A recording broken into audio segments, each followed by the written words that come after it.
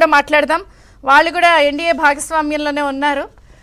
So power star, power power పేర్లోనే power అంతా ఉంటుంది. సో గాది వెంకటేశ్వర గారు నమస్తే, బ్రేక్ఫాస్ట్ న్యూస్కి స్వాగతం. ఏంటి మీ రోల్ ఎలా ఉండబోతోంది? ఈ రాష్ట్రానికి మీరేం చెప్పి తేవాలనుకుంటున్నారు? మీ ప్రయారిటీస్ ఏంటి? పవన్ కళ్యాణ్ గారి రోల్ ఎలా ఉండబోతోంది చెప్పండి.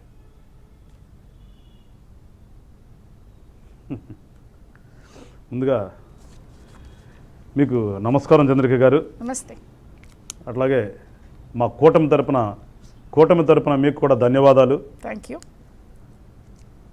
మా కూటమిలో మీరు కూడా ఒక పార్ట్ అండ్ పార్సిల్గా ఇంతకాలం మీడియాలో వ్యవహరించినందుకు. నేను మీ కూటమి ఎప్పటికీ కాదు, నేను జనం పక్షం ప్రజల పక్షాన్ని ఉంటాను. అసలు మీ కూటమికి నాకు ఏ సంబంధమే లేదు. మీరెవరో నేనెవరు.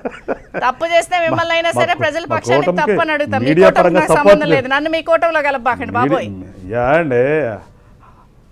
No way. 100% మేము రైట్ వేలో వెళ్తున్నాం కాబట్టి మీడియా పరంగా మీరు right way. I represent ABN, I represent people, I talk behalf of people. మీ కూటమికి నాకు సంబంధం లేదు. జర్నలిస్టులు కూడా మనుషులే, సమాజం కోసం పనిచేస్తారని చెప్పేసి మాలో కలుపుకున్నాం మిమ్మల్ని. సరే ఏంటి ఇప్పుడు మరి పవన్ కళ్యాణ్ గారి రోల్ ఏంటి? ప్రసాద్ గారికి జాహ్నవి గారికి అట్లాగే రామ్ కుమార్ గారికి వ్యూవర్స్ అందరికి కూడా శుభోదయం. మరొకసారి మీ ఛానల్ ద్వారా రాష్ట్ర ప్రజలందరికీ కూడా ధన్యవాదాలు చెప్తూ, కొంచెం నా బ్యాక్ వస్తుంది సార్ మేడం, అది ఒకసారి సెట్ చేయమనరా? సౌండ్ నాకే అనిపిస్తుంది.